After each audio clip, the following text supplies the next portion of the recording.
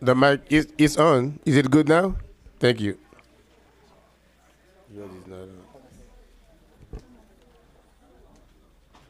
Where is the? Everyone, please look for a seat. We are about to begin. It's after 7 o'clock. Get yourself a seat so we may begin our regularly scheduled meeting.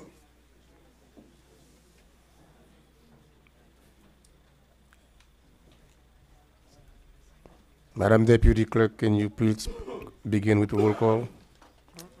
Councilwoman Keys? Here. Councilman Galvin? Here. Vice Mayor Bien-Aimé?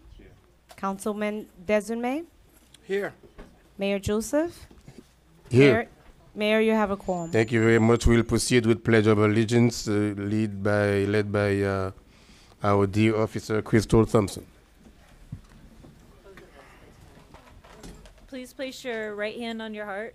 I pledge allegiance to the flag of the United States of America and to the republic for which it stands, one nation, under God, indivisible, with liberty and justice for all.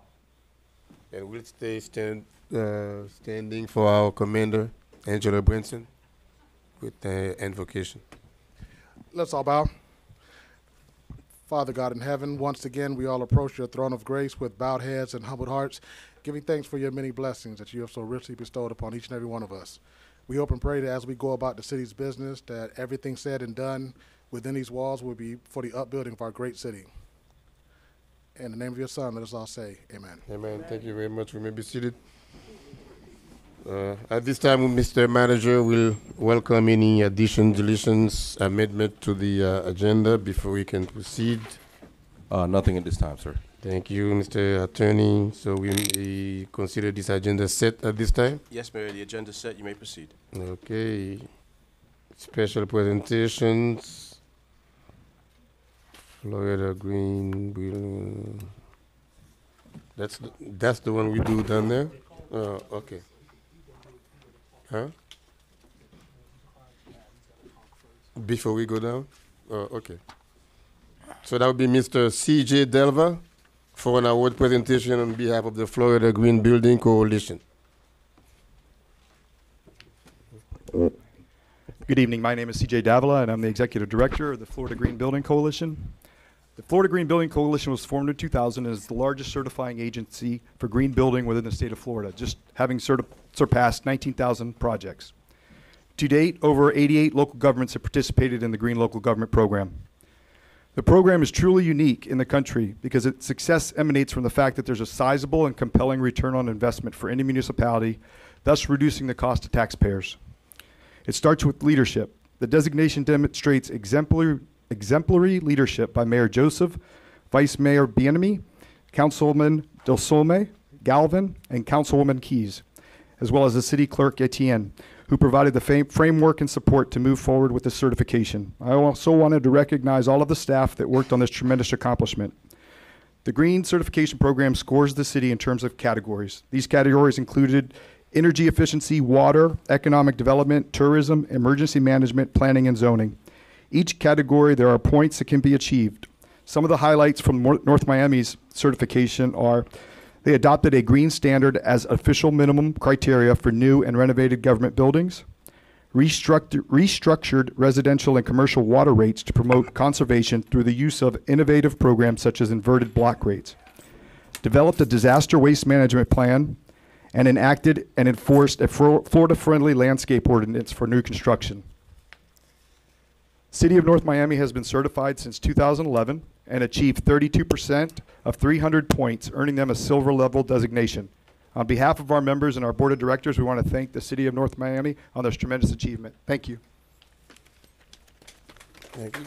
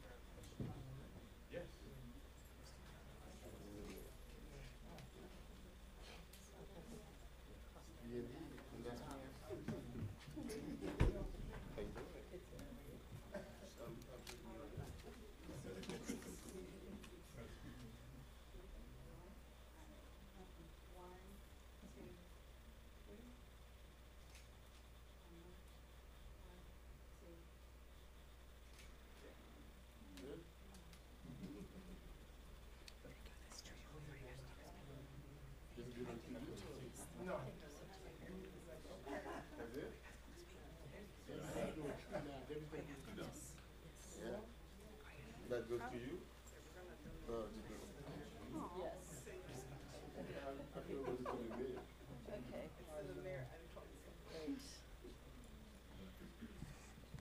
This tree is from the Community Planning and Development Department, and we would like to donate this native pine to our fabulous council and our mayor and council for supporting us through this type of work so that we do get the silver designation. Our next designation we're going to work for is gold. So we would like to present this to you all. Thank you.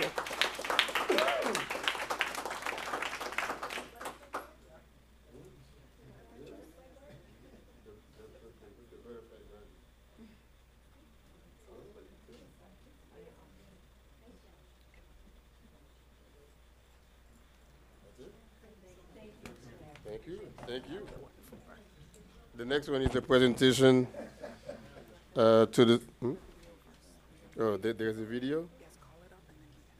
A presentation to the North Miami Library. I understand there is a video to be played before. 10 minutes.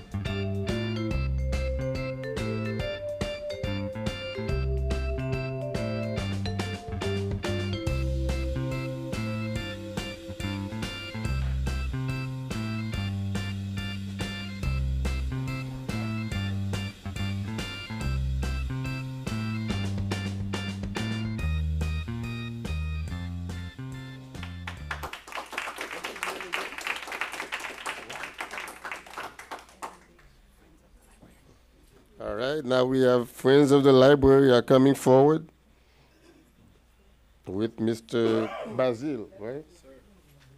Thank you very much for everything that you guys do, because we are celebrating Library Week. This a proclamation is presented to the for National Library Week. I'm not going to read all of these. There are like 20 whereases in there, unless if Vice Mayor wants to come read it, or anybody is welcome to read the proclamation. I don't know. But All right. Yeah. It is a lot of whereas. Proclamation of the City of North Miami is pleased to issue this proclamation in honor of National Library Week. Whereas today, library are not just about books, but about why they do with people. And whereas library have long served as trusted and treasured institution where all people of all backgrounds can come together. Whereas library promotes civic engagement by keeping people informed and aware of the community events and issues. Whereas libraries are resourceful to all members of the community, regardless of race, ethnicity, creed, sexual orientation, gender identity, social economic status, by offering services and educational resources that transform lives and strengthen community. Now, therefore, in consideration of the foregoing, I, Mayor, Mayor Dr. Smith Joseph and the City Council of the City of North Miami, I was not supposed to do that, here as do proclaim April 9th, 2019 to be Library Week, National Library Week, April 7th through the 13th, 2019. Thank you.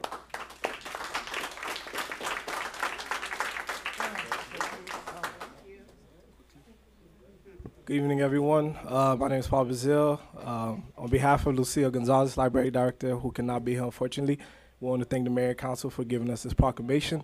As Councilman DeZemmer said, libraries are more than just a library. We're more of a community center. Like the Mayor said, like the Mayor always says, we're a city on the move. We've been a library on the move ever since we renovated in 2015. Thank you. Thank you.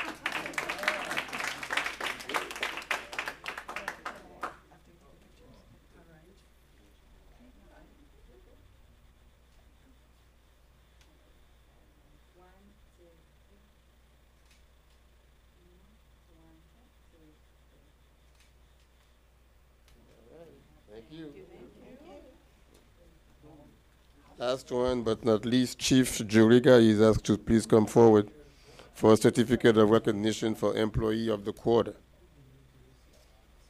What about the badge thing? I thought you were going to do the one for the badges too. I mean, not the badges. We had a ceremony previously for those guys. Yeah, we had the ceremony. Good evening, everyone.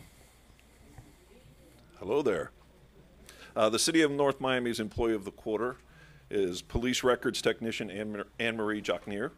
She's right up front. I'll ask her to come up at the end. Anne-Marie is the first person, and this is no exaggeration, she's the first person to arrive in the morning at work, and she's the last person to leave at night. Oftentimes, she's still over there when I come back from some of the lengthy council meetings. She's still in there working, truly is. She's very diligent and committed to the police department's values, and she has an affinity for helping others. Her assistance is regularly requested in our front lobby because she speaks English, Spanish, Creole, and French. She attended recently a training seminar geared to effectively communicate with people who are deaf or are hard of hearing, so she'll be able to communicate with more of our residents. And Anne-Marie continuously provides outstanding customer service, and she goes beyond the call of duty. She keeps in contact with several of our elderly residents just to keep them company and ensure they're doing okay throughout the day. And she's trusted by so many of them that she often makes doctor's appointments for them just to be a helper. On multiple occasions, she's even provided financial assistance to our elderly residents. And Anne-Marie has purchased groceries, performed minor repairs, and completed yard maintenance for many of our elderly residents. She's a fantastic employee and an even better human being. Anne-Marie, if you would join me up here, please.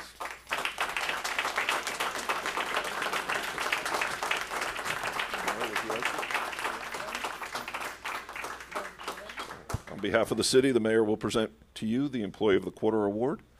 Patty, if you'll join us. Anne-Marie. Oh, that's why you gave it to me. Right. Jonquier. Jonquier. Anne-Marie Jonquier, winter 2019, North Miami City Employee of the Quarter. Thank you very much. Congratulations.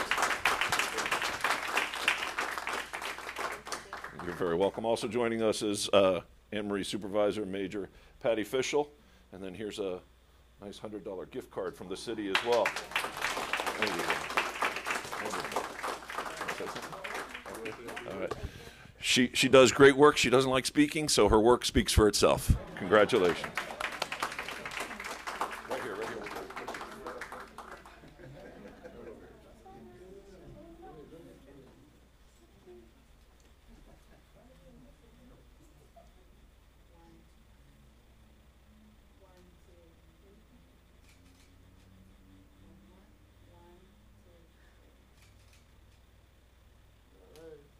Thank you very much. Thank you, sir.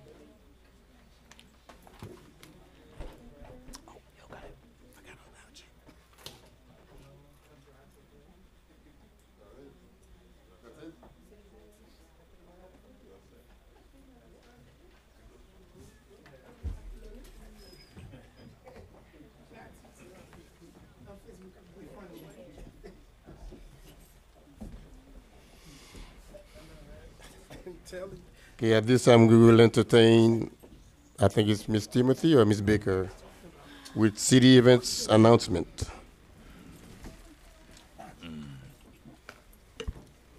Good evening, Mayor, Council staff, North Miami neighbors, and guests. My name is Cassandra Timothy, Public Information Officer, and I'm here to share some of our city's upcoming events, programs, and initiatives. Meet your neighborhood code compliance officers, the Clean City Task Force, and your Know Me neighbors at the next Coffee with Code, set for Wednesday, April 12th at 6 p.m. Stop by Mimo's Mozzarella, located at 475 Northeast 123rd Street, for coffee and pastries. Vice Mayor Philippe Bien-Aimé and FarmShare will host a community food distribution for families in the North Miami community on Thursday, April 11th, beginning at 10 a.m. Some of the common foods FarmShare provides are fruits, vegetables, bread, and pastries. The event is free and open to the public and will take place at Griffin Park. Thursday, April 11th at 5:30 p.m., join Mayor Smith Joseph next junior council meeting here in the North Miami Council Chambers. Witness local college and high school students gaining hands-on experience and leadership development through civic engagement. North Miami Mayor Dr. Smith Joseph will host the North Miami Keys to Success Career Fair on Friday, April 12th from 10 a.m. to 1 p.m. in the Mocha Plaza. Over 40 hiring companies will be in attendance. This is a chance to discover career openings in various industries and find resources to learn new job skills. Bring out the entire family to Enchanted Forest Elaine Gordon Park for the city's annual spring egg hunt. Children ages 12 and under will enjoy activities such as face painting, pony rides, inflatable games, and good old-fashioned egg hunts on Saturday, April 20th at 10 a.m. $1 cash admission at the gate. Thinking about starting or expanding your business? Join city staff as they discuss the ins and outs of doing business with the City of North Miami on Thursday, April 24th from 6 to 8 p.m. The workshop will take place at Know Me Bar and Grill, located at 738 Northeast 125th Street. Saturday, April 27th at 8 a.m. at Ben Franklin Park, join Councilwoman Carol Keys and Stonyfield for the 2019 Green Awareness Fair and recycling event and a cleanup. This event will include free paper shredding, electronic waste disposal, green awareness demonstration, plus opportunities to earn volunteer hours through several community cleanups. All ages are welcome. Volunteers may register today at northmiamifl.gov/celebrate. North Miami Mayor Dr. Smith Joseph will host a 2019 reverse raffle to benefit the Police Athletic League of North Miami. For a cost of $150 per ticket, get a buffet dinner for two, open bar, and one raffle entry. Announcements will take place on Saturday, April 27th at 6 p.m. at the Joe Sellison Center. There will be 11 $500 winners, 3 $1,000 winners, and 1 $10,000 winner. Purchase tickets on Eventbrite. The North Miami Educational Foundation scholarship applications are now being accepted. The deadline is Friday, April 19th. The foundation awards scholarships to applicants who are North Miami residents who are economically disadvantaged high school graduates. Applications are available on the city's website. The North Miami general election is around the corner. Early voting is April 29th through May 12th at the North Miami Public Library. Election day is Tuesday, May 14th. Elections are administered by the Miami-Dade County Elections Department in partnership with the North Miami Office of the City Clerk. For more information, visit northmiamifl.gov/election.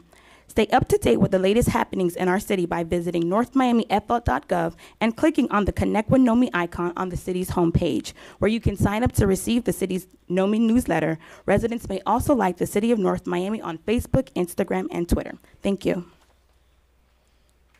Thank you, Ms. Timothy. No city project update. We need a motion now to approve the consent agenda, items A through G, as in God. So moved. Second. Motion made by Councilwoman Keys to approve the consent agenda, items tab A through G. That motion was seconded by Councilman Galvin. All in favor? Aye. All opposed? Item passed with a 5-0 vote. Tab H, Proposed resolution of the mayor and city council of the city of North Miami, Florida, authorizing the city manager to issue purchase orders to CDW Government LLC in the aggregate amount not to exceed $125,863 for the purchase of computer hardware, software, equipment utilizing the cooperative purchasing provision pursuant to Section 7-169 of the City Code on a contract awarded through National Joint Powers Alliance. Request for proposals number 100614, providing for an effective date and for all other purposes. Good evening, Mr. Mayor, and council members. Alberto Estrada, Purchasing Director. The item that you have before you under tab H is staff's request for your approval of a piggyback of a contract between CDW Government LLC and the National Joint Powers Alliance to provide the city with computer hardware, software, and peripherals, and to seek your authority to issue purchase orders in a not-to-exceed amount of $125,863. As reflected in the council report, the National Joint Powers Alliance is a national cooperative purchasing program which serves the purchasing needs of over 50,000 government, education, and nonprofit organizations.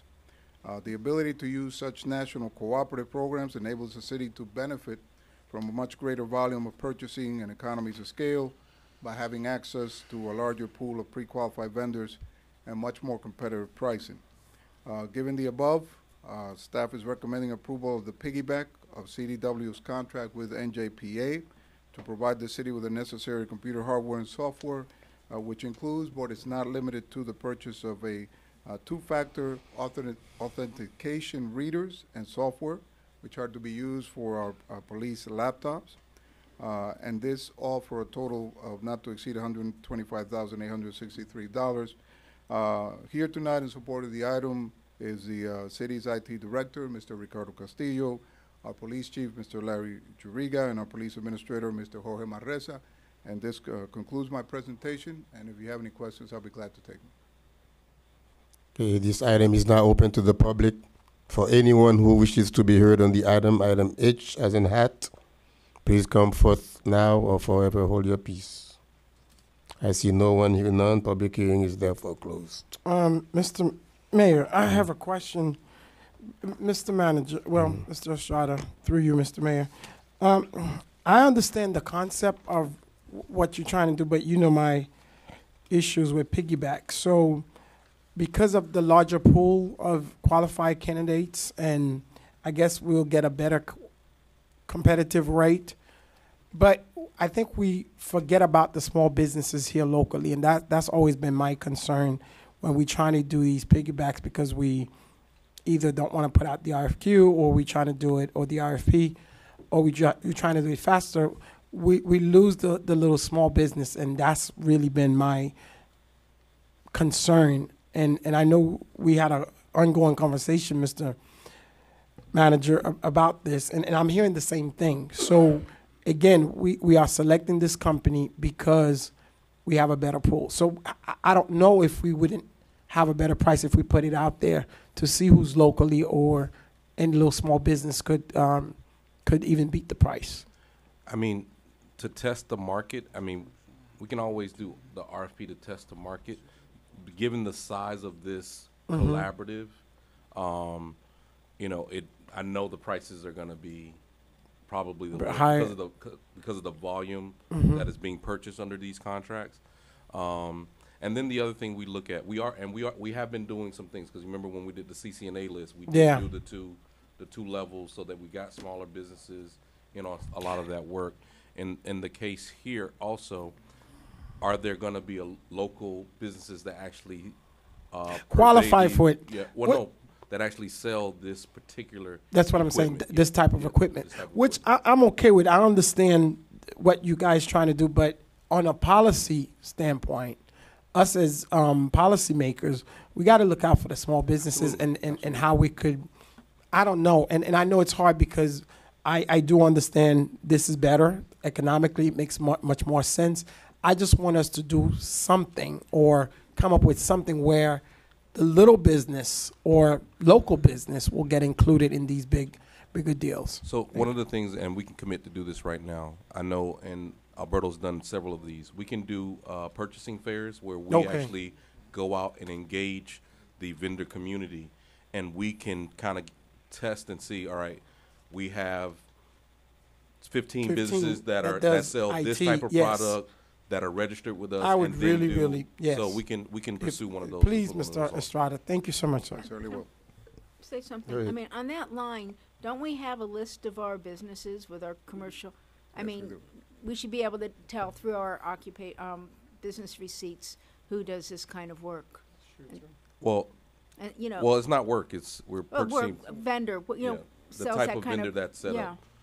Yeah, we can use that as a source. You know, some of those SIC codes are a little more general.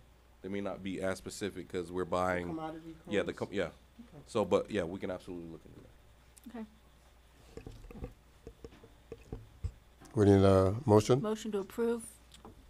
Second. I have a motion made by Councilwoman Keys to approve tab H. The motion was seconded by Councilman Galvin. All in favor? Aye. All opposed?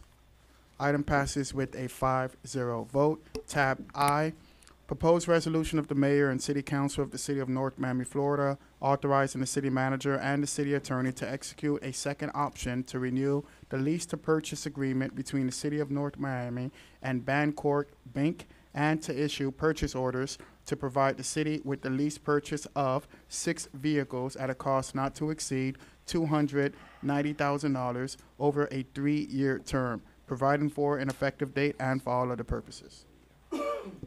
Once again, Mr. Mayor and council members, for the record, Alberto Estrada, Purchasing Director.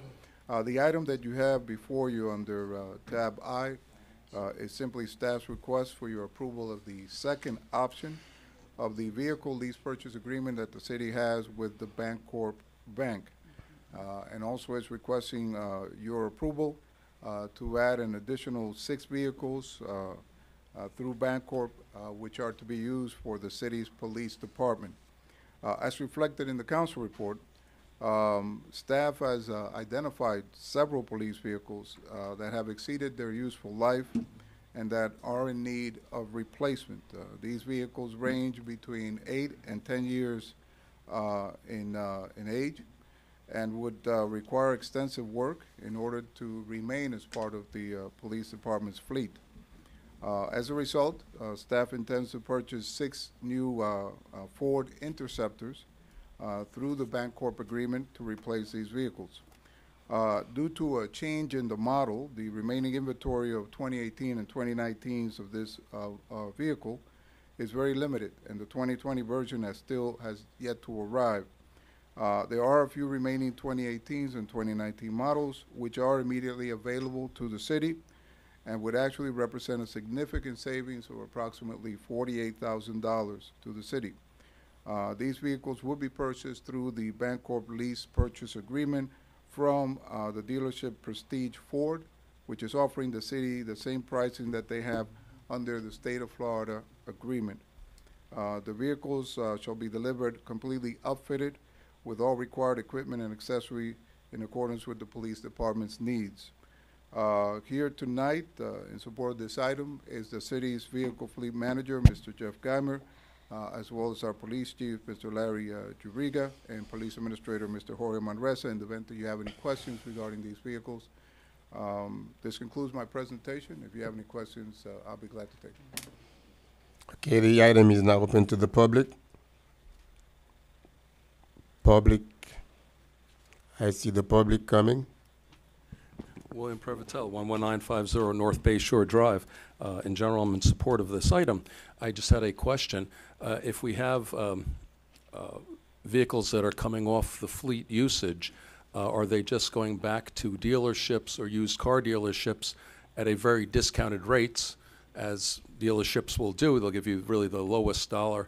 Or if that's the case, should we list some of these vehicles, whether they have any value at all, so that the public, particularly citizens of North Miami, who might be in businesses, as were just mentioned, so they have a crack at getting these vehicles at a discounted price before they're just sent along. Just a thought. I don't know what the process is. We'd just like some clarification on that. Thank you.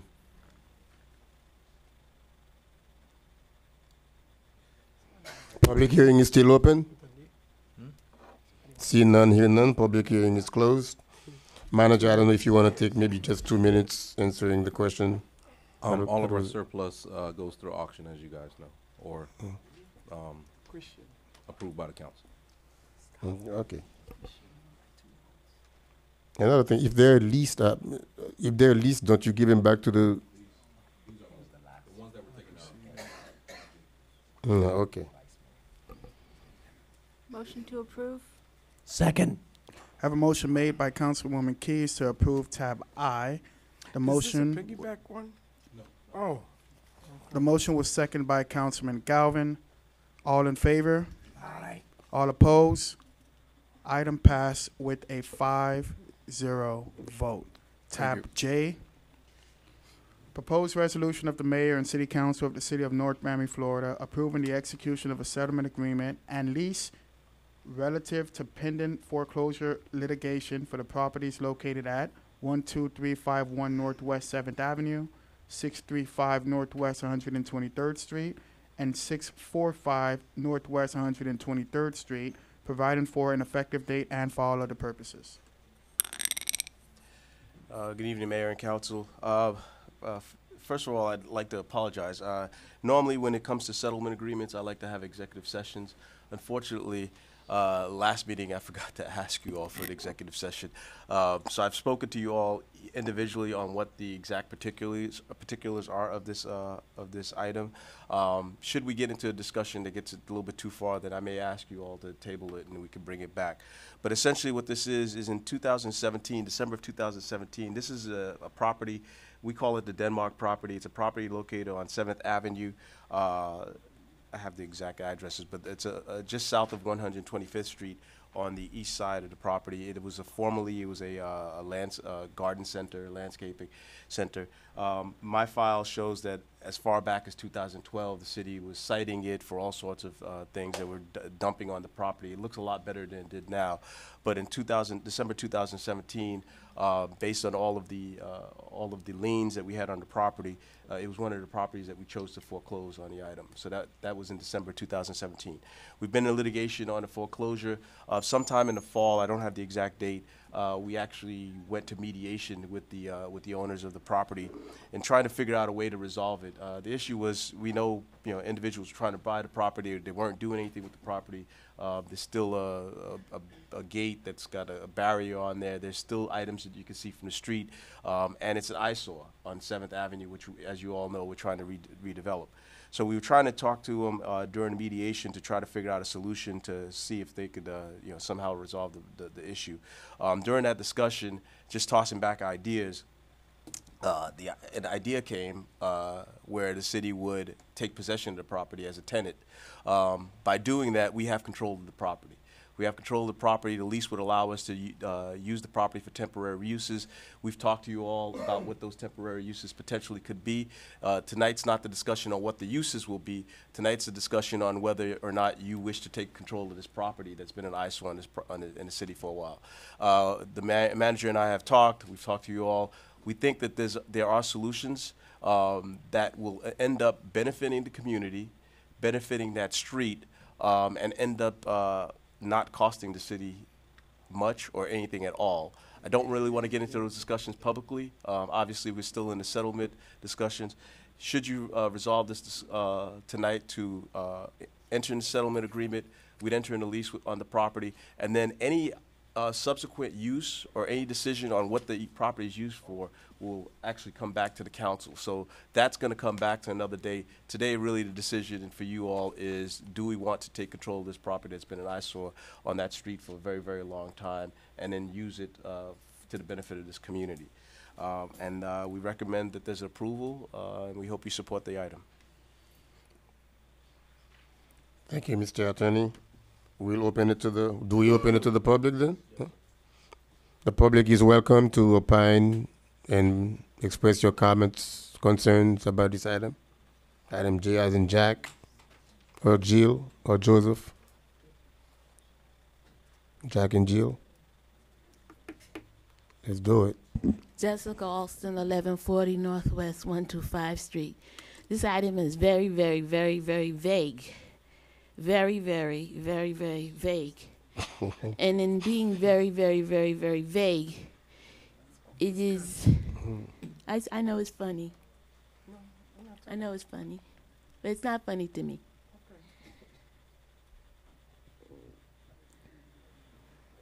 7th Avenue being an entryway to Sunkist Grove, where I live. I'm very concerned about this. And I would have liked more clarification or more description as to what the intention or design would be the plan for this property. Thank you. Hello, Marisol Medina, 1270 Northeast 123rd. So there are some other properties that have been purchased within the city that I don't really see any movement. I guess we're preventing from further eyesores, such as that one that's off of 135th between the two buildings. That one was taken over and it's just an empty lot now. Seemed like it kind of helped them out not to have that there anymore, and they no longer be indebted to the city for having it there. So this used to be like a sanctuary that was there for a long time, and now the building's knocked down, if I'm not mistaken, and now only the statues are there. So I hope that, you know, I do agree, taking over a property and making it look nice is better for the city overall, but I hope it doesn't cost us much, and that we don't do maybe at least maybe we purchase the property and do something better with it. Since it's along the highway, I mean, there's good purposes, uses for it. And you stated that when it comes to using that property, it's going to come back before us. Well, we'll discuss it again as to what's going to be used. So hope that happens soon. Thank you, guys. Good evening, everybody. My name is Odette Luben. Live in 537 Northeast 132nd Street and District 3. I understand, Mr. Manager, and plus Mr. Mayor, Dr. Joseph, your face look good for me. God bless you. And then, I understand, city manager done something, Dr. Smith done something, and people for after, no one do fiscal be the problem for me. I don't understand. Today, I'm called in this office. Miss Sunday, tell me. Miss Sunday, they tell me, I say, I want to talk to Mr. City Manager. Here's what I'm going to do. She tell me to him. He's someone. He named Sorry Awate. I'm going to you know, he told me, oh, I don't have nothing to help you anymore. I think they want money billing for you. Okay. But believe me, you could cheat people like that. But God see everything. It's okay. Listen. Jesus see everything. You're not listening to me. Let's have a meeting before the end of the week. By tomorrow, Wednesday or Friday, we'll have a short meeting so we can get to the bottom of this. Because I do understand it's a very frustrating issue. It's something that's been going on, but this is not the venue for you for this. Okay? Okay. Okay. Miss Alberta, very good person. When you call and she give good person. Okay. Anybody? Thank you. Public hearing is still open on the item. Item J. See no one, hear none. Public hearing is closed. Mr. Mayor, if you allow me, I commend the city attorney for taking the lead and the administration, in particularly about this particular property. It's been an ongoing issue for the past 4 years. It went from looking a mess from all the statues there over the past few years, and this has been ongoing for years and years and years. And I would have liked, and I think I shared this with you, Mr. Attorney, it would have been a little bit longer. I know it's 3-year, 5-year lease, but I would have liked it a little bit longer. But it is something, so it's progress. And I know the police department and every department that kind of been working at this effort to make sure that something were to happen. So I do take my hats off to you guys to say job well done. It's not what I wanted, but it's something. So I am pleased with it. Thank you. Mr. Mayor, I have a quick question. Sure. It's a 5 years or 15 It's years? it's a total of 15 years. It's it's a 5-year lease with 2 5-year options. It's the city's option. So if we want to go the entire 15 years, it's at the option of the city. Okay. We only can build temporary on it. Well, okay. yeah, I mean, in terms of settlement agreement, the use would have to be, there would be no permanent structures built on there. So we couldn't put a 10-story building on the property, so. You could, that's what- but You could only not, if- you could not. Oh, You'd have you to can knock do it that. down after Yeah. 15 years. Yeah, we don't need to Will do there that. be any option? Yeah, that's what I wanted. Option for what, sir? I mean, I'm sure you will be Well, one of the clauses. One of the clauses would be. Well, I mean, one of the clauses, well, what we've discussed with Mr. Denmark when we had the discussions was, would he be open to any partnering opportunities for any kind of joint ventures to somehow improve the property? And that was the understanding. The understanding that we're doing this as getting into a landlord-tenant relationship, and that they would entertain anything that we brought before them. So it's a step in the right direction. You know, obviously, you know, someone just mentioned, you know, it's a settlement agreement, so it's not perfect for anyone. They're not happy about this. We're not completely happy about it, but it's a settlement agreement. That's what tends to happen in the settlement agreement. Question? I think it's ingenious. I've never seen a foreclosure where the person being owed, the creditor, lender, whatever, is getting possession of the property for 3-5-year periods. I think that's wonderful. It's great for the city. We take possession. We see what's going on in the district, and we can do what we want. Just one question. Can the property be sold while we have the lease, and they would buy it subject to the lease? Is that how it would work? I'm not sure. So if If the they owner s- of the property decides they to would sell no. it, We have a lease on it. So Well, you if can so, still- someone if someone approached them on a lease, they would have to take it they would have subject to to our use, subject lease. to our use. Yes. So we're going to get that Yeah, recorded and yes. everything. Okay. Mr. Mayor. What are the financial terms of the lease?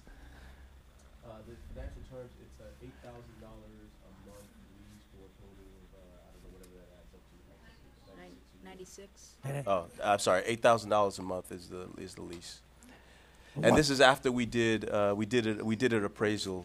It's slightly above market rate, but again, with some of the things that we're talking about doing, we think that. Are you able to tell us anything about what you're thinking about doing? Well, you and I discussed some of the things that people don't want it to be used for, and you know, it's. I can tell you, the idea is not to use this for Chinatown. The idea is not. This isn't a Chinatown idea, but it is an idea that will bring. No Chinatown, no strip club. Nah, nothing like. It's not going to be anything like Nothing. that. I mean, you know, and again, the reason obviously there's because an idea. we're obviously in the middle of settlement, and so I don't want the landlord to know what we're planning on doing. But all I can tell you is that the plan would benefit 7th Avenue. It would bring something to that district that doesn't exist right now, that would bring people into the city to use. What becomes of the code liens that we already have on that That was going to property? be my question. Those would be cleared. And understand, there is no guarantee that if we went all the way through the case that we'd get any of that money. Just understand that. So I know people see these large dollar figures when you see liens on properties. There's no guarantee at all that a court will give you that money. We're fighting hard, and we hope that that's the result. But one of the reasons they came to the table, you know, one of the reasons we're trying to settle is because we don't know what the result is. And one of the reasons they came to the table is because they don't know what the result is. And I really don't want to take it to a judge to find out, because it may not be in the benefit of the city. So when will you be ready? I can understand your reticence to put too much out for public consumption by the owner, current owner. Now, when will you be ready to tell the public more about what's in store? Okay, we have some meetings scheduled actually tomorrow. If you approve this tonight, we'll be working with the settlement agreement. We'll be working on the lease. My hope is to bring the lease back next meeting and unveil at least a template of a plan at that meeting. Because if we don't do it by next meeting, you probably won't. I think it'll end up being, depending on how elections go out, it may end up drag out to July. So I'd like to get it as soon as possible, because there are things that we need to do beforehand. Thank you, Mr. Mayor. Any more comments? No, sir. We'll take it to a vote. We need a motion. Second. I have a motion made by Councilman Galvin to approve tab J. That motion was seconded by Councilwoman Keys. All in favor? Aye. All opposed? Item passes with a 5-0 vote. Thank you all for your confidence and support in this item. Tab Look forward to learning more in 2 weeks. Tab K, proposed ordinance, first reading of the mayor and city council of the city of North Miami, Florida, providing for text amendments to chapter 29 of the city of North Miami Code of Ordinances entitled Land Development Regulations by amending Article 4, Division 2 entitled Zoning Districts, specifically add section 4-203 entitled Minimum Standards of Development to include additional setback restricting uses, increasing buffering, and limiting building orientation and height requirements for certain M1 zoned parcels, providing for repeal, conflicts, severability, correction of Scrivener's errors, and for an effective date. And that was tab K. You know what, Mr. Attorney, I really kind of tab G. I know that was part of the consent agenda, but I had a little note for me to request to take it out and discuss it, but for some reason I failed to do so. I would like to have the opportunity to really ask a few questions on tab G as in God. I don't know if do we have to do resolutions before? Well, it depends. Ordinance? Do you want to undo the vote, or you just want to have a discussion? Just a discussion on tab G. You could just bring it back for discussion. If you want to bring it back for vote, then you could. The meeting hasn't ended, so you could actually make a motion to reconsider if you want to reconsider it, or you could do it just a discussion, whichever you. But we have to finish the ordinance first. No, you can go back, Mayor. You can go back. So would you like me to read tab G so you can discuss it, Mayor, or would you guys want to finish with tab K first? What's the proper thing to do? There's no proper manner. It's you're running the meeting. It's whatever you wish, Mayor.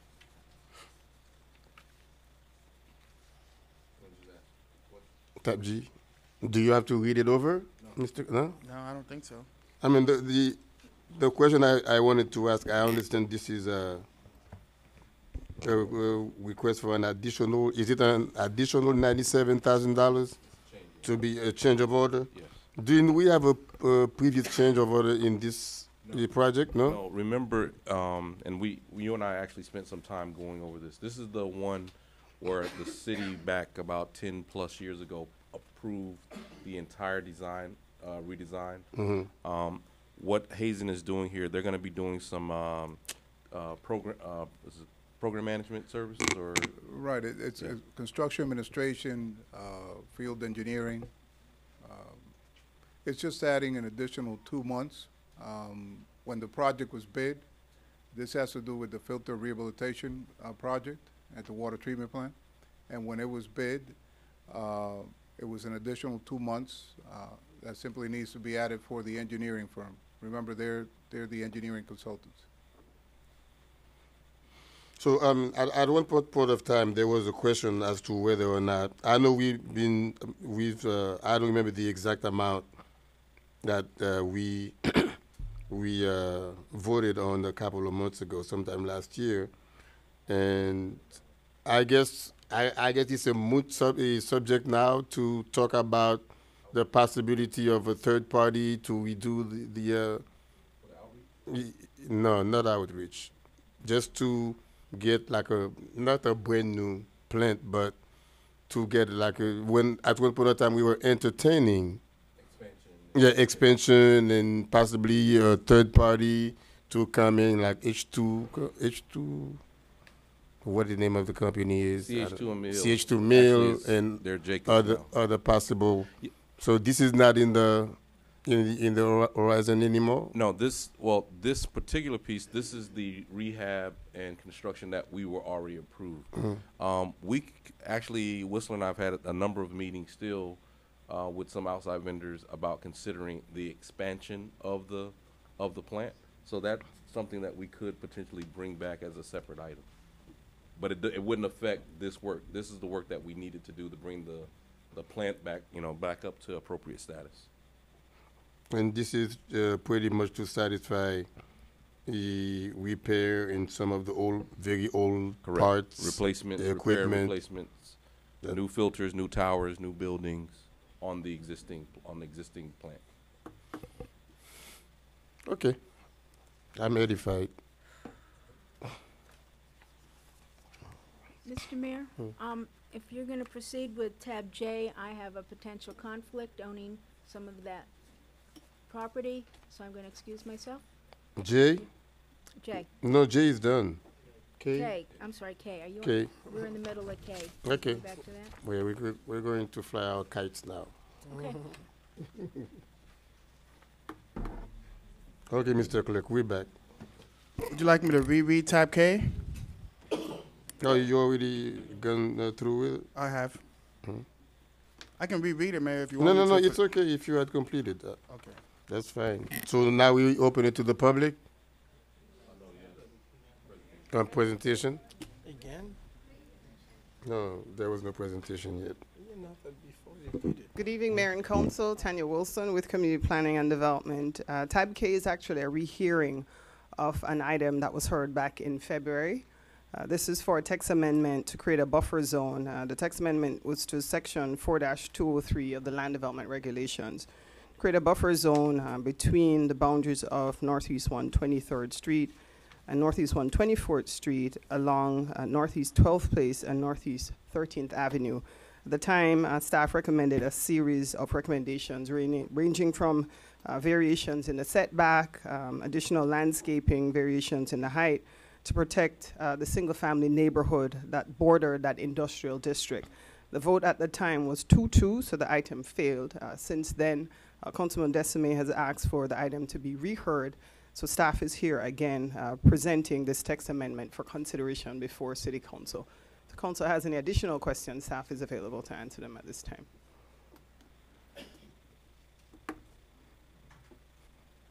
So we have to, public hearing is not open, and letter kite, K as in kite.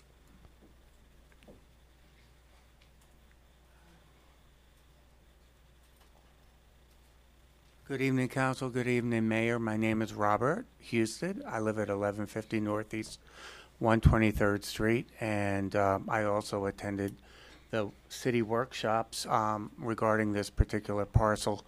I live near that neighborhood, and it's a neighborhood of small family homes. That particular parcel has 2 houses facing eastward towards 13th Avenue and 6 houses facing westward towards 12th Place. During the last LDR submission to the state, surprisingly, that property became an M1, but I understand that the paperwork was just never processed prior to it, and that it was an R2 before that. I support this amendment, but I have a couple of questions regarding the buffer zone. It doesn't stipulate that the buffer wall will or will not have entrances. And my only concern for this amendment is that the neighborhood, which is adjacent off of Northeast 12th Place, does not have industrial traffic entering and leaving through the back gates. Because once this property becomes M1, the orientation of the land faces east, 13th Avenue, which is the industrial district. So, again, my only question is there's no definition of what a buffer wall is and whether it will have entryways in it. And other than that, I support the amendment. Thank you.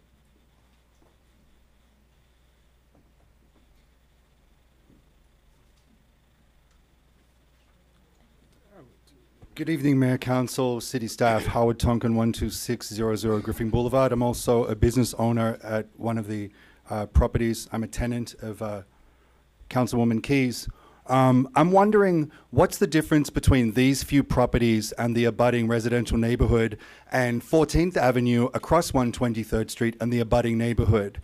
And it just seems like we're accommodating a hodgepodge of we're going to change this for this person, but we're going to leave this like this. And it seems like there's no overall cohesive vision, or has a study been done to say, how is this going to affect future development, or how is this going to affect property values of those residents in that neighborhood?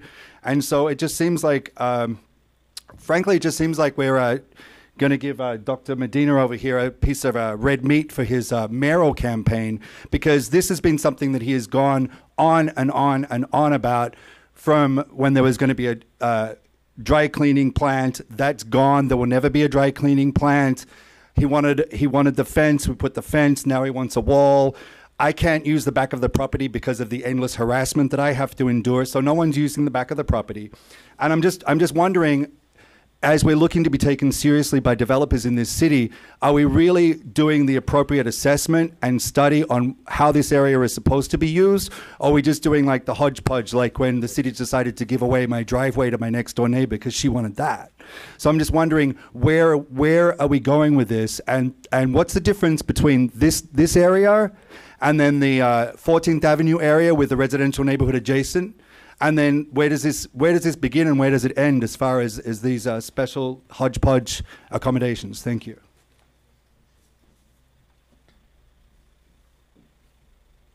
Hello, Council. My name is Marisol Medina at 1270 Northeast 124th. As you know, I live in the abutting neighborhood. Unlike 4th Avenue, we do not have two streets and a median with beautiful planted trees as a buffer between us. We have our single-laned road that travels between us and the now converted industrial zone. There is no...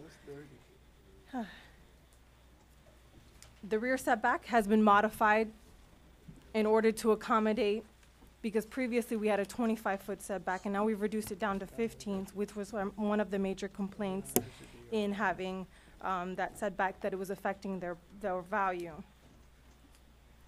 We are the only ones in the entire city that are set up like this, which is the reason why we need things put in place in order to help us, because there's no control if something else was to be able to be put there, and then we'll be back in the same situation. Since our city was designed like this is our only way of ensuring that everybody gets an accommodation. This is why we did the workshops. That's why we work together with both administration and residents and business owners to find a happy medium for all of us. And I believe that this is the best work we've done so far. And it also outlines in this section all of the different properties, sections of the city that are also affected in similar ways, such as 135th and 131st, because it was not planned correctly initially, so we're trying to make amends for past development. So thank you guys for supporting this amendment.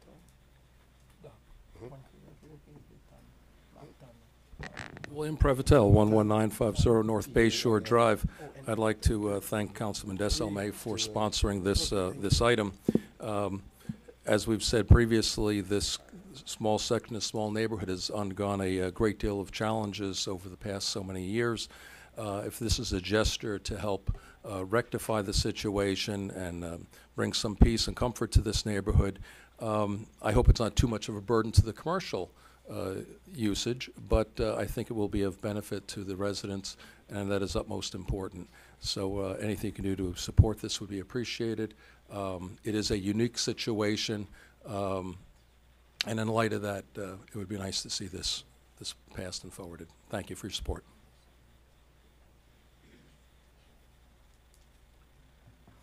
Good evening. My name is Alina Medina. I live at 1270 Northeast 124th Street. I want to present here the signatures of the residents that live in this area, and including also a signature of one of the ladies, one of the houses who also is in the industrial zone area as well, supporting this, that we want the amendments to be put in.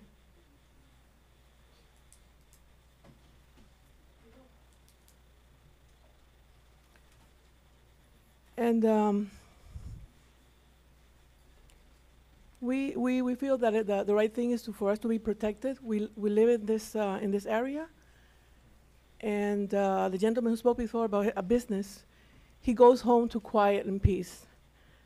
And he has his business in the industrial part, but puts trash in the back of his business. So I have pictures of it, and that is not correct. I mean, I wonder if he's paying the fee that goes towards a business to put trash in the residential part. Is he paying the fee that's supposed to be paid for that? or is he paying the residential rate? But anyway, we want businesses there. We want businesses in the area to grow and to want to be protected. It's just only the right thing to do. So I hope that you please consider this for the people who live there. We live there. We go home to have peace and quiet. And thank you, Mr. Desome, for bringing this back. I appreciate it.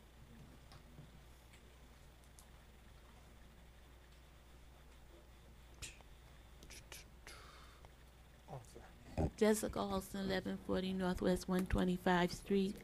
I just stand in support of the residents who would like these restrictions to be approved by you. I am disappointed in a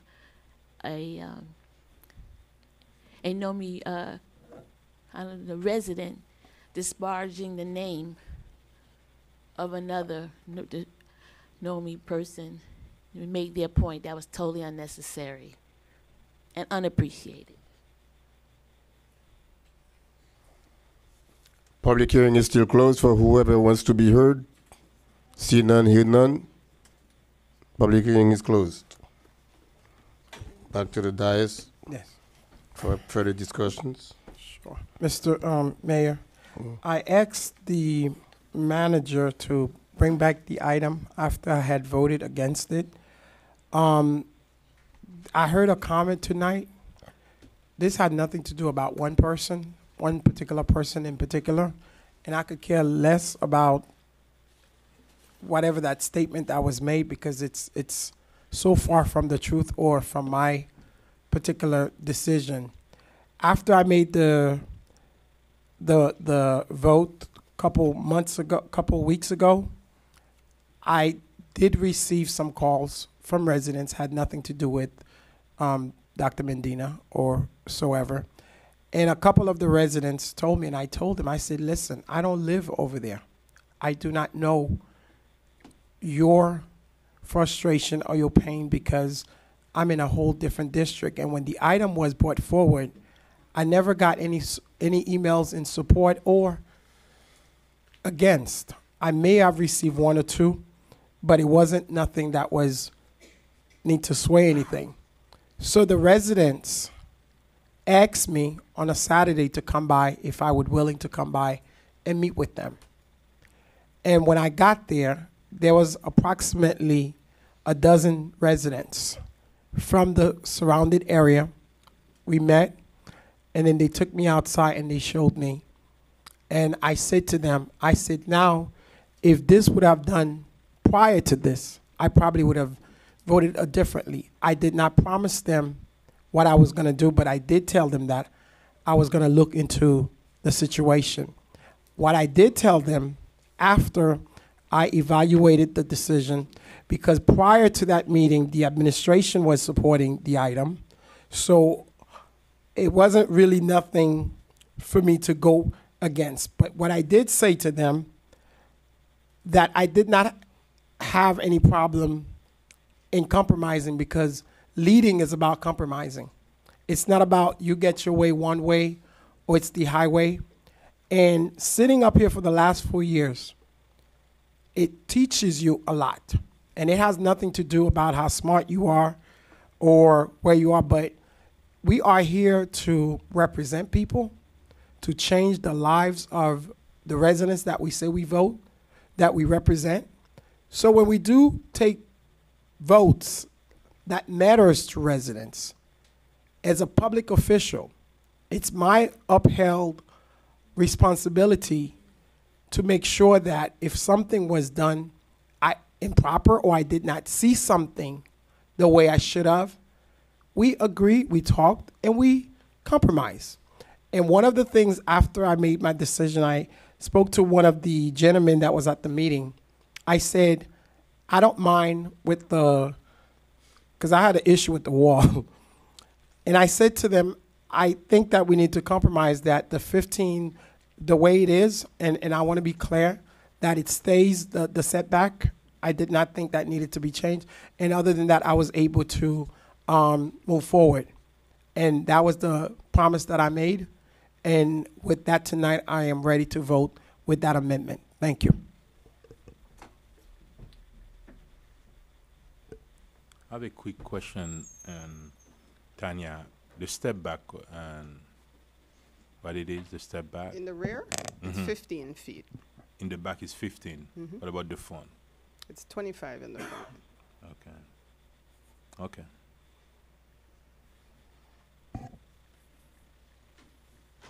I'm done, Mr. Mayor. Mr. Mayor, I'll move approval. Well, you can approve it, but I had one question.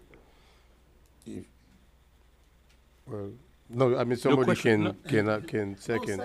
Somebody can second it for second for discussion. No, I can second it for discussion. Yeah. That's fine. And my question was not a question, Mr. Mayor.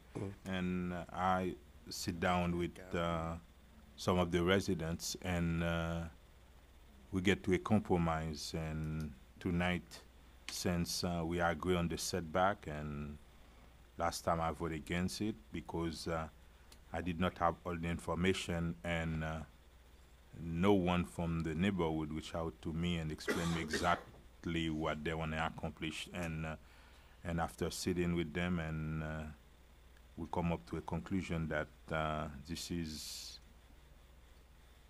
the right thing to do to protect the interests of the residents and also the commercial component in the area. Then I will vote for it, and I hope that everyone is happy. And Mr. Mayor, the sitting and talking to these residents, these are our homeowners. They are our taxpayers. They wasn't asking for much, and they're not asking for much, and we were able to come up to that compromise, which I think is fair. So I do thank you, Council Vice Mayor Bien-Aimé, and the other colleagues and management for putting this back on. Thank you. And sometime when there's an issue, and I hope that the residents come and talk to us prior to put it on the agenda, so we know exactly what it is. It's not after we voted against it, then they come up and try to explain us exactly this is what they want to accomplish, and this is where we are. And I don't think anybody gonna get hurt with that resolution.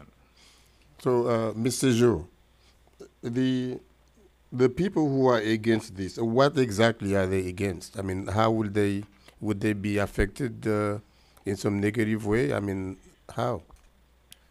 I'm not sure I can speak for the people who are against it. I think based on the comments I heard tonight, one of the concerns that Mr. Howard Tompkin mentioned as an opposer was changing the regulations for the folks who are within the commercial or industrial side of the district. They felt that it should stay as is and not have necessarily buffer language, is what I heard. I can't speak beyond what he said, but that's what I heard tonight. But I remember there was as is and not change. One of the issue in the last discussion was what type of walls would be erected. I mean, are they free to put any type of walls, or fence? I think what I heard was access. There were concerns as to whether or not there would be access on 12th Place. And the way the language is written, that would be a wall or a fence. It doesn't mention anything about access on 12th Place. No, there was gate or no gate? There was a question whether there would be CBS walls. Correct. So it depends on the use, if it's industrial. Yeah, if it's industrial, then the language that we have is that it's CBS or masonry wall. Other uses, then you could have a fence. But I think the sticking point is access from that district onto 12th Place is what I'm hearing from the opposition side. Or it's access. Yes. Can cars traverse through that area, or is Well, it just a solid wall and you treat I it used to as be anyway. a backyard, is what I'm hearing based on the comments tonight. All right.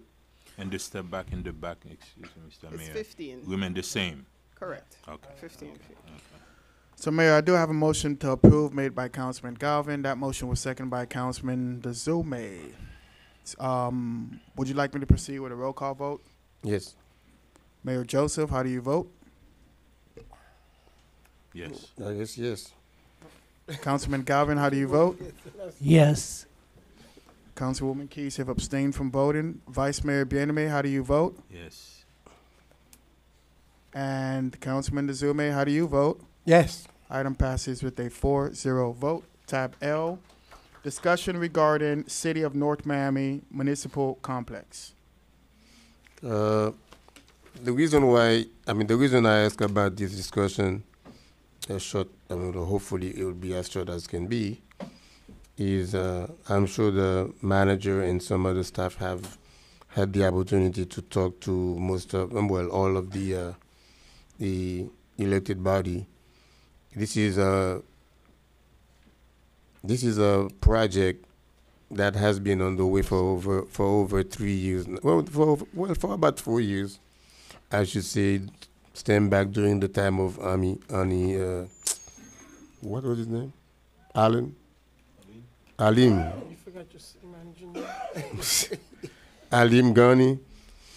So of course it was more, it was a more limited project, which with the new vision and so forth, we've had many rendering now involving the east, side in the parking lot, and the parcels in front of it facing 125th Street, right across from the City Hall, and of course this area here from 125th all the way back to 123rd. So it's a very daunting project where we would entertain a 3P project. But the reason why I asked for the discussion is that, like I said, it's been 4 years, and we want to bring this city up to par, and the vision is really big, is very ambitious. I really wanted. I mean, there has been a lot of promises as far as timeline where we would get by a certain time, but that's all I keep getting, just promises of when. And thus far, nothing has happened. That's why I wanted I wanted to bring it, to the public and of course to the elected body, where we could have an open discussion, as well as the CEO of the city, Mr. Manager, and the deputy manager, to give us some points as to where we are, and or is it something we were going to be able to do at all, because I don't see anything moving. Well, it is moving.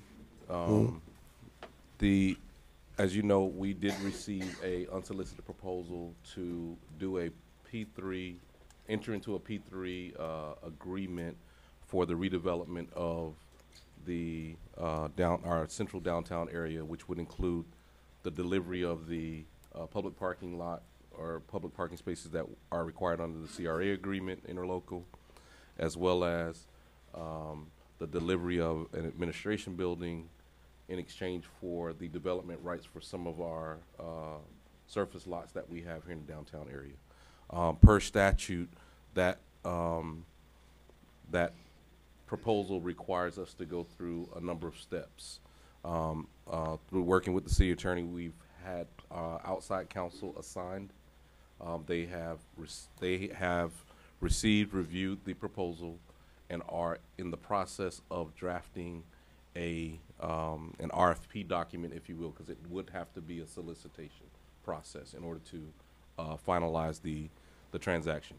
As you know, just for the public's sake, the P3 is not free money. It is really a financing mechanism. The city, and the offer that we received, the city would be required to pay upwards of around $30 million, but also exchange property. And we have not agreed to anything, just so everybody knows. Nothing's been agreed to, but we are in the evaluation process. So our outside counsel is drafting the RFP as we speak. I myself have been working with procurement to have P3 consultant work with the city in our evaluation process, day-to-day operations. We've interviewed a few individuals and some firms, and we'll have to do some selection from our CCNA. I know it is, like you said, it is a very daunting task. It is a complicated transaction. And, you know, unfortunately, it's one of those ones that if we don't move in the right way, it will go wrong. So we're taking all of the appropriate steps to evaluate it, also follow state statute, and be able to educate the community and bring it back to the board for the completion of the process. So that's kind of where we are right now. So what happened to that previous agreement that we voted on with those three potential participants? So that's null and void now. From the three, you know, remember the three URM and the two other owners that we were talking about? You mean the MOUs? Yeah, yes, okay. Yes. No, the MOUs were in place for us to be able to. That was when we were approaching it from the city being its own developer. Mm-hmm. By virtue of us getting this unsolicited proposal, that has kind of flipped. The private sector came to us and said, "We'll build it. We'll deal with any adjacent landowners," and so they would be dealing with those matters. They would be dealing with them directly. Yeah. So I mean, so from all the legwork that you've done thus far, and the meetings with the experts and so forth, and the team that you have already, you know, engaged, where do you see? Is there any timeline that you've established for yourself, or for? Honestly, I've been doing a couple things. One, I know because of the complexity of it, I need to have a good RFP document. Jeff and I met with the outside counsel back in February and asked him to get a document to us as soon as possible. We have since gone out and met with the developer community because there will be a solicitation. So we have taken actually the same renderings that you've used in your state of the addresses. We've compiled that into a small presentation that we share with various what we would see as the interested development community to show them exactly what the site is. We haven't shared the actual proposal that we received, but here's what the plan would be. Here are some of the elements that would be required. We still need to solicit some feedback from the public, obviously, and educate the public. So, because this is. At what point do we get the public involved? It would be post us having the RFP document. Okay. Yeah, that physical document, so we could then say, here are the remaining steps. But state statute is pretty clear. Once you get the proposal, you do your evaluation, you come up with design criteria, and then you put it out. You put out a solicitation. They would have to meet or beat the offer that we receive. Plus, there could be subjective points that you might want to add, you know, joint ventures, minority participation, things of that nature in this, because we are talking about someone building a parking garage, mixed use development, residential on city land potentially. But it is a great financing mechanism, and probably from what I'm seeing and the feedback we've gotten thus far, will probably save the city millions of dollars overall at the end of the day. Again, from the feedback you are getting, I mean, what do you foresee any in 2 weeks, 4 weeks, 5 weeks, 6 weeks that we may be ready of putting this thing out? Well, I mean, as far as I know, this has been going on for about 2 years, and the one thing, at least as far as I've been involved, 4 years for us. For me, 4 years. Okay, as far as I've been involved, it's been for the last 2 years. Yeah, for me, 4 years. Talking to experts, and all the experts, they all say the same thing. This is a long process. It's a long process, and you don't have an opportunity to get it wrong the first time. And each P3 is different. I mean, one of the benefits that I've seen is that the manager has done these before, so we have a lot of expertise in-house. But one of the things they always say at every conference we go to, everyone we speak to, is when you've seen one P3, you've seen one P3. None of these are the same. And so, you know, we're now trying to evaluate what we've got.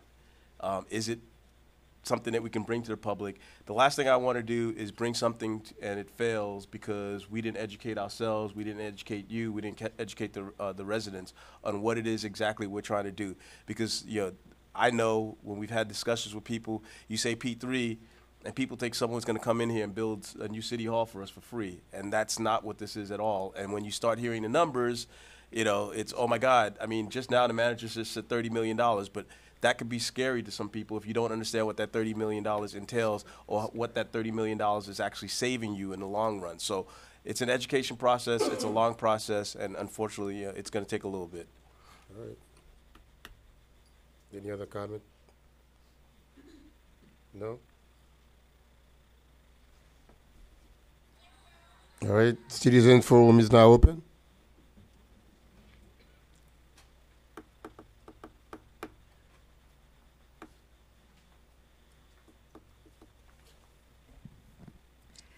Good afternoon or evening. Eileen B. Cava, 13350 Northeast 3rd Court.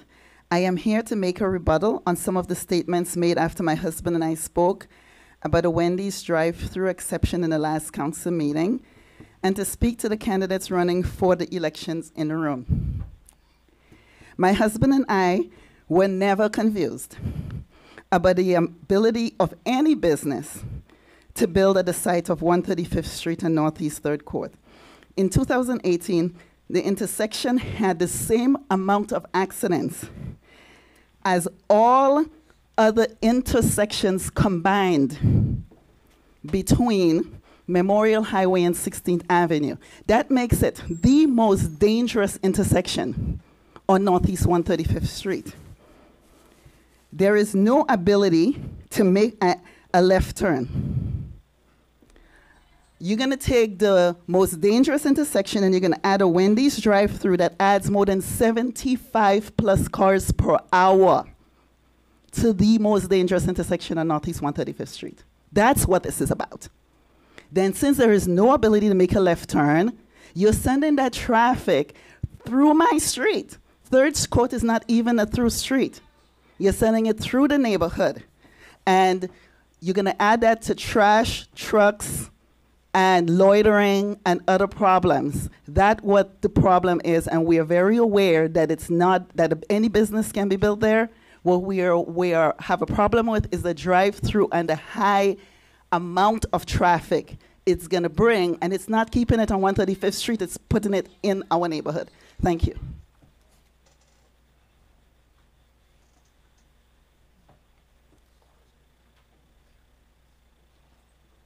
There's 2 mics, so both of y'all could come up.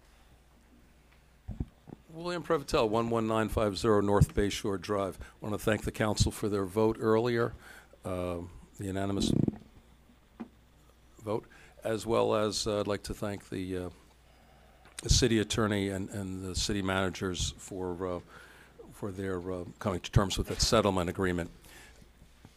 In the last item that was spoken about the municipal complex, we don't have drawings, or the city council has not made presentations in the last many months of the status of a municipal complex. In light of not having that, I'd like to pitch the idea that I've promoted for some time now, which is to have our structured parking south of Mocha Museum, north side of 123rd Street, where it would serve both the police department as well as Mocha Museum. If it was 4 or 5 levels, the lowest level would be accessed from the west for the police department and would be secured. From the east, Mocha people as well as city employees could access the rest of the parking lot. The top floor, in this case, could be used for Mocha expansion. It could be an outdoor sculpture court on the roof of that parking structure. The last ramp leading up to it could be an amphitheater as well. This eliminates the need for crossing the street from the parking lot as it is right now and having other complications there. It also allows for our new city hall to be placed between police station and the Mocha Cafe, where there is now parking, because we would now substitute additional parking. This would create the mega municipal block that has been spoken of so many times at the workshops, that has had so much support at the workshops. I'd like us to continue that support. please don't look at the parking lot to our east and just say, oh, it's a parking lot, let's throw up a parking structure where it will benefit people only to that side. Let's benefit the people that go to MoCA and the people that go to City Hall and accommodate that first. Thank you.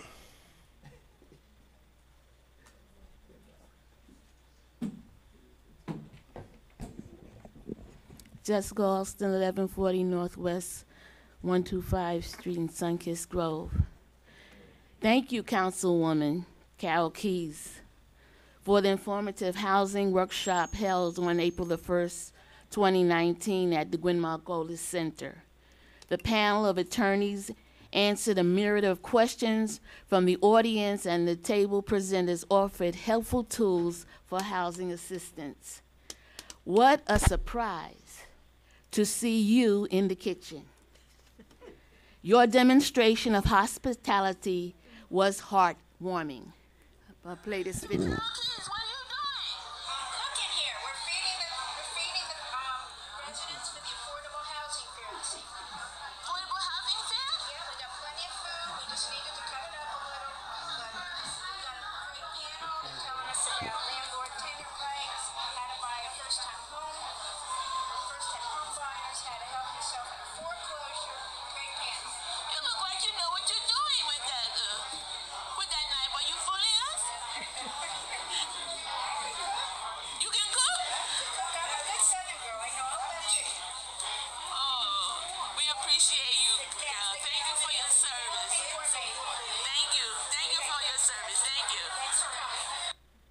This video, if you would like to see it, you can find it on taplife.today.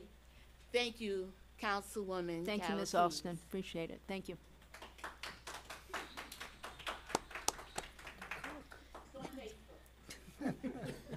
You never cooked for us. I could. We never asked, I guess. Citizen Forum is still open.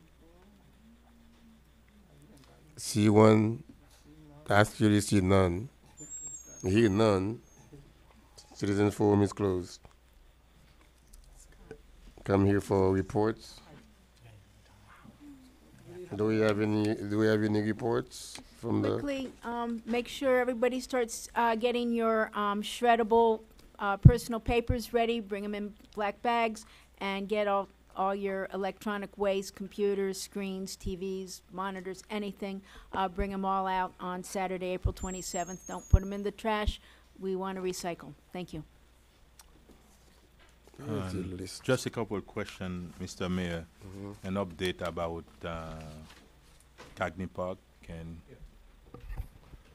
Absolutely, sir. Thanks to the council approving it, we were able to send our money to the school board. We met with them, and we are quickly moving forward. We've asked them to do a ceremonial. We send the $7 million. Yes.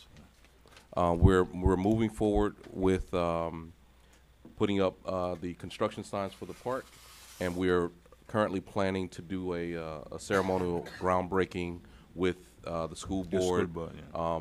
It looks like it'll be probably the end of April or The the 30th. first. Are we set, Natasha, for the 30th? April? We're waiting on confirmation of the. Oh, of the waiting date. confirmation. Yeah. Okay. On the county side, I was able to contact Budget Director Jennifer Moon, as was requested by Commissioner Hayman. We've worked on filling out the paperwork to submit to get the reimbursement for the $5 million from the county. They'll let us know if they need to take an item or not. When I spoke to them, they said we may not even need legislative action. They may just be able to sign the grant agreement, and we can move forward with getting the money. That's when you tell him, did they open the account, the escrow account for the 10.5? Or you send the money to them and you waiting on? Yeah, the money went to the escrow account. Oh, the money went to the escrow Yes, account. that's correct. That's when we already opened the account, and Yes. now we have the $10.5 million. Yes, sir. And we're waiting confirmation for a groundbreaking of the project. Correct. And we've gotten verbal confirmation that we're getting the money from the reimbursement from the county. From the county. Yes, sir. That's when the groundbreaking gonna be the city of North Miami and Miami-Dade School Board. Correct. Thank you. Well, in the county if I get the It's money. $10.5 million. It's $7 million from the city and 3.5 from the school board right now. That's been for April 30th. It's gonna be the school board and the city of North Miami. When we get the money back from the county commission, then maybe we'll add the county on. I know per the grant agreements, we absolutely will have to add them. In fact, we'd have to we'd have to have GOB signage, and I think they have it all prescribed in the grant agreement. Right. That's been since the $5 million reimbursement gonna be a part of the GOB, then we have to put the language on the board. Thank you. Any other report? No. Yeah, on Friday. No, is it Friday or Thursday? Oh, food, yeah. Oh. Friday. On Friday from 10 to 1 o'clock, I believe, we will have the job fair. Actually, it's not just a job fair. I guess for short we call it that. It's something that we do every year to give the residents of, actually, everybody comes to it. It's not just the people of North Miami. We have this time about 42 possible, employers and then people. We have the 3 universities, FIU, Johnson & Wales, as well as Berry University will be here, and Jackson Memorial Hospital. And there will be companies, that, have offered trainings and so forth. So please, make sure you make it there and bring your friends, sisters, people who are looking for opportunities. If they have a job and they want to be trained for a better job, and this is the opportunity to do it. So it will be starting. I think there will be food, right? Will there be any food? No? Finger foods? Food trucks. So it's going to be a great event. So Taco Bell is going to be there. So I like Taco Bell. Taco Bell and Pollo Tropical. And so it's from all walks, all strata of the city. If you're looking jobs, from top companies to small companies, they all will be here. So let your friends know. I don't know if there is a number for them to call. 305-895. What's the number here? Yeah. 9815? 305-895-9815? 9518. 9815. Thank you very much.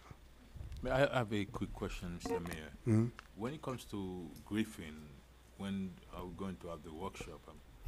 They actually met with Parks today, right? So the consultant they met with the staff today. They have a stakeholders meeting. Is it Thursday or Friday? Derek is not paying that. He's not here. He's somewhere else. Watching the game. Yeah. Good afternoon, Mayor and Council. Derek Corker, Parks and Recreation. We have the meeting tomorrow scheduled for staff to meet with the consultant, and at 9:30 and at 11 with the JC and the Knights of Columbus. Okay, and then after that, we're gonna schedule a workshop. After that, a community workshop will be held. Okay. Thank you. Just very quickly, just wanted to give you a quick update. As you know, I traveled to Tallahassee a few weeks ago to ensure that our legislative representatives for our area, as well as others from the state of Florida, had our legislative priorities. We were able currently, and I'll say it that way, those items have made their way into the budget process, so we're looking good as of right now. Obviously, there are some other bills that we're monitoring with regards to Airbnb and exemptions that I know are a huge priority for the city. So just letting you know, we are monitoring that. I do have the weekly, I think we've been sending out the weekly updates, so we'll be sure to continue to get those to you. But as of right now, we're looking very good for our budget priorities. Yes, a quick question on that note, because I did receive the report from our lobbyists. Is the senior program included in the priority for Yes. this fiscal year? Yes, it is. Okay, thank you. What did you, can you give us an explanation of what you asked? I don't remember the grant, dollar amounts right you don't off the top exactly of my what head. did you ask for the Yeah, senior, can I how do much it this? is? Can I send you guys the report Yes, in the please. morning with the details? 'Cause I And don't- can we have a detail on everything that you Yeah, asked I'm gonna for? send you our actual submittal, so Yeah. you'll see all the detail on it. It'll discuss the program, the funding. Not just the program, I'm talking about every item that you have on the agenda. Yeah, I'm gonna For send the- you everything. Okay. Yeah. Mr. Attorney? Yes, Mayor. Thank you for just really quick, and I spoke to Councilman Desome about it. And this is an issue I wanted to bring to the council. So, as you may recall, back in February 6th is the day we started the Clean City team. There was someone illegally dumped dozens of tires over on the west side in one of the alleyways. Luckily, we had the clean team. They picked it up. It happened again this weekend. Someone dumped, it's an entire container load of tires between 131st and 132nd and 10th Avenue. It's become an issue. I know we've had residents call about other areas in the city. There are things that we can do as an administration, but I wanted to bring it to the council's attention. One of the things I would like the council's approval, and I think it's below the manager's, it's below the, it's within his authority to do it, but I wanted it to come from the council. I would like to suggest that we immediately have a program where a rewards program, and have an award of, say, $5,000 for any information leading to the arrest of these individuals. I can work on an ordinance that can create an actual program as part of Clean City where we can do other things and create other incentives. But I think immediately we need to, as a city, make a statement that this is intolerable and this is not something, we can't be the dumping ground for Northeast Dade County. So if you could authorize us to do that, we'll get that out immediately. I know the police is going out right now, going through the area and talking to the tire companies to see if anyone is within the area. But we really need to deal with this issue. The cost, I don't have the cost. I was trying to get the cost tonight, but the cost of an entire container load of tires and the disposal fee is going to be quite a hit for the residents of the city. And it's not something we want to be doing every 60 days, which is what it seems to be at right now. So I just wanted to bring that to your attention and hope that you'll take that into consideration. Also, Mr. Mayor, just a quick question, Jeff. We were talking about rebates or incentive for people who have cameras, and Yes. if they have one facing the street and they get a rebate, some type of incentive for that. Any ideas I are was welcome. talking to the police department. Yeah, any ideas are welcome. Like I said, I'll put something together, but it's something we really need to address. Councilman Desome gave us some great ideas, chaining up some of the properties. Barricades. properties, I'm sorry, but the alleyways. The alleyways, so yes. the vehicle wouldn't be able. So there's things that we can do, but we have to take a proactive approach. One of the things I said is, I don't want the Clean City team to be the incentive for people to come dumping because now we've got a free cleaning service for you. Yes. That's not the purpose of this team. Mhm. And so we need to address it. That's there when it's needed, but it shouldn't be every 60 days someone comes and dumps a truckload of tires in the city. There is also, to piggyback on this, I would like to say on the east side of 2nd Avenue, leading to 119, when 119, I'm not sure whether it's North Miami, it could be unincorporated Dade. I don't know if you see the area where I'm talking about. There are some, like about 5 or 6 mattresses. Oh my God. They've been lying there for days. As a matter of Yeah. fact, That's probably Dade. Unincorporated Dade. Unincorporated. Yeah, it's very. It's on crazy. it's on the north side though. Yeah, it's still.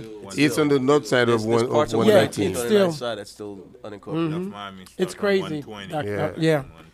Because you have a portion that where you have District 4 that cut off from Northwest 2nd and then from Northeast. something we have like to the address church really. or the school is not even in North Miami. But around the school, Gratney is in North Miami. Yeah. But I would definitely support that initiative, Mr. Attorney. But we also talk about those Ring cameras have been amazing, Chief. We need to put some in those alleyways and ask the residents, and maybe we could give them incentive to use their Wi-Fi so that we could get connection, because this cannot continue. I mean, I think this is the second one within 3 months, and it looks like it's probably the same the same people. So maybe you give the reward, but cameras or something. So if you need us to sponsor it, I'll be more than happy to do so. Is the council comfortable with a $5,000 reward, or do you want a larger amount? $5,000 is a lot, but I don't know. Yeah. But it costs more than 5,000 to remove To them. remove it, that's the problem. Yeah. Yeah, but we will remove them anyway. Even if we catch them, we will remove them. Yeah, but we are Yeah, but as at a least you person will in the arrest the company, person. we can sue the company. You'll sue the company. If we can get an arrest, if we can get it, like I was telling the manager, there are other programs where, and it's something that we'd have to do later on, but there are ordinances in other cities where information leading to an arrest of someone or the fine, you as the person reporting it would get half the fine that the city collects. All right. Something like that. But right now, since we don't have the ordinance before, the only thing we can do is to say this is the dollar amount, let the chief go out and let people know, we can advertise it, and so maybe we can get some information leading to the arrest of whoever is doing this. Okay. All right. So we are obviously in election season. No, you were looking for direction, or you good before the clerk go? Okay. You have the direction. Okay, perfect. Go ahead, Mr. Clerk. I'm sorry. So as the North Miami residents should know by now, we have our general North Miami election to be held on May 14, 2019. Today was our last day of qualifying. Today at noon, we have approximately 16 candidates who have qualified to run for office here in the city of North Miami during our general 2019 election. If you want a list of the candidates who have qualified, you can go on the City of North Miami website, or you can come by the clerk's office, and we'll be more than happy to hand you a list of the qualifying candidates. Early voting for our upcoming election will begin on April 29th, which is a Monday, and that will begin at the North Miami Public Library, and it will end Sunday, May 12th. And again, our general election is dated for May 14th. In the event that an individual in any particular race does not receive more than 51% of the votes, we will have a runoff, and that runoff election date will be June 4th, 2019. If that's the case, you'll get additional instructions after the May 14th election. As for yours truly, this will be my last council meeting sitting up here as your city clerk. For those who don't know, I am one of the qualified candidates for District 3. So Gertie is the supervisor of election, and she's being assisted by Fonz Daniels. The reason why this will be my last election my last council meeting sitting here before our May 14th election is because during our next council meeting, I will be hosting a training session for the 3 clerks who have qualified to run for clerk, and during the next council meeting, I'll be downstairs at the office. I think I'll be here for a presentation, but I'll be downstairs in my office training the 3 potential city clerks on how we conduct council meetings, and we're going to watch the meeting downstairs, and I'm just going to basically host a training session for our potential city clerks, and it's about 3 of them. As for me, it's really tough to walk away from something that you've been so attached to. I lived in North Miami all my life for the most part. Went to William Jennings Bryan Elementary School, North Miami Middle School, North Miami Senior High School. When I left the Broward Public Defender's Office, I opened my law firm here at the age of 24 in North Miami. So I have a lot of attachment to the city, but especially to the seat. I sat on this chair since I was 27 years old.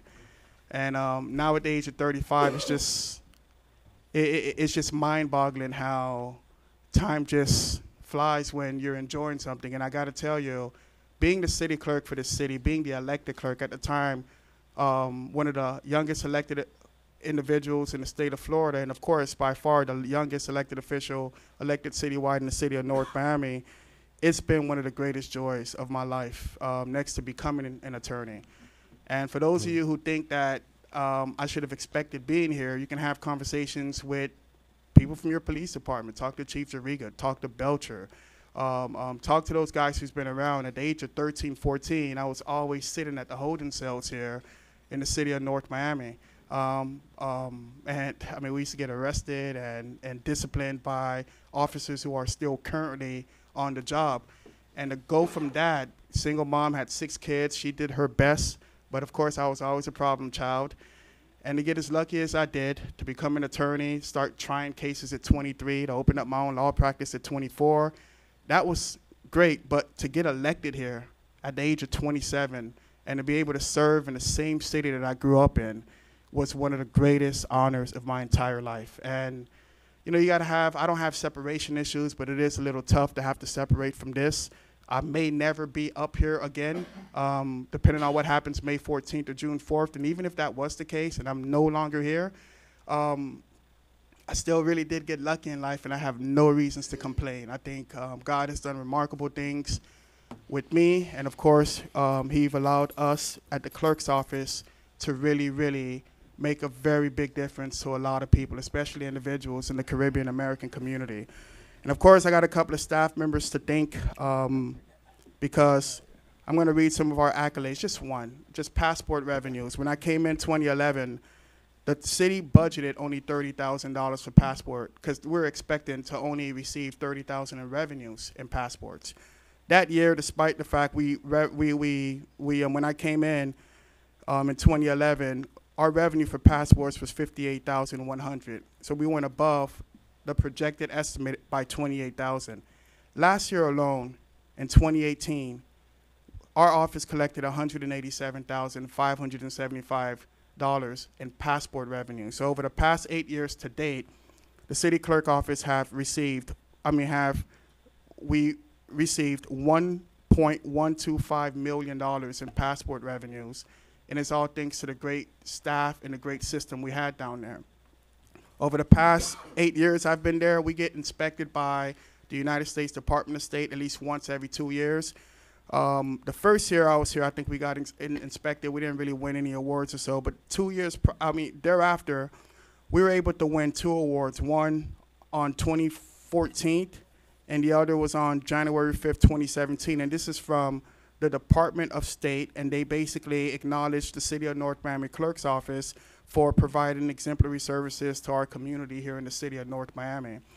And obviously, I didn't do that all by myself. I had a slew of staff, primarily 6 main full-time staff that I want to acknowledge and thank for their work well done, the job well done that they've provided at the clerk's office when I was their leader. And that's Sarah Barrett, Raphael Patron, Stephanie Thomas, Cheryl Vernette, and my current 2 staff members who's there full-time holding the fort down, and that's Gertie Jose and Fonzie Daniels. We had a lot of part-time employees to come and go, but these 6 individuals are the reason why the clerk's office became so successful over the past 8 years. And so with that being said, I'm going to still be here during the next meeting, probably during the presentation segment, but I want to thank the City of North Miami for giving me this remarkable privilege to serve as your elected clerk. And I'm still the clerk until someone else is sworn in. But short of that, this is in fact my last meeting up here. You'll be seeing Gertie's face here. But for what it's worth, I want to thank you all and the mayor and council and the administration. I want to except for Carol, but I want to thank everybody for your support. I want to thank everybody for, I've never asked the administration or the mayor and council, whatever we needed, they always provided. They always opened doors for us to help people in the community. And over the past 8 years, we've seen roughly 90,000 people. We've done the numbers, we looked at them, and it's just amazing. And the mayor and council and the administration, with the exception of, have always been a supporter. And I want to thank you all for what you guys have done. And I want to thank you all for supporting the clerk's office all these years. I love you all, and again, North Miami. Thank you very much. One last thing, I would be doing you guys a disservice and the people who are watching this on TV, because I don't think we have this list online. Last time I asked, we didn't. That's the list of the people who are going to be here on Friday. So I'm just going to, there are 42 of them, but I'm only going to read a few so that people can be more motivated to actually come. As you heard earlier, the gentleman mentioned that there is a very high rate of unemployment in the city of North Miami. We are actually higher than Miami-Dade County. So as a local city, we've been doing our best, and we still continue to do our best to really engage, the community, to be there for them. And we've gone as far as last meeting, we passed a resolution, with unanimous vote to start an internship program for kids who are graduating from high school. So Solemia is going to be there on Friday, 10 o'clock, from 10 to 1 o'clock. Ramada Plaza Marco Polo Beach Resort, Career Source, Florida, Lexus Toyota Warren Henry. And the next one worth mentioning is Royal Caribbean is going to be here. Florida International University, Miami Marlins is going to be here. Elite Guard and Security School. Taco Bell is going to be here. Miami Portal Eagle Protection. Florida Memorial University, Bryant Security. Lux Parking Management. These are all the people who are offering jobs. Pollo Tropical, Right Hire Staffing Solution. Adeco Staffing. South Beach Group Hotels, Caballero, Rivero Funeral Home. The Palm Hotel and Spa. The Marseille Hotel in Miami, in South Beach, LSF Shuttle for drivers, Johnson & Wales University, and FPNL is going to be here, as well as Starbucks. But there will be no Wendy's. I'm sorry. With this, with these, What about Oh, it is online. Oh, okay. So this Let me ask this, is actually online. Mr. Mayor. What about the city of North Miami? Of course, how are we hosting something? City of North Miami, police. City of North Miami police is going to be there too. I guess we are hiring, right? Yeah, just the police. Arthur, what's going on?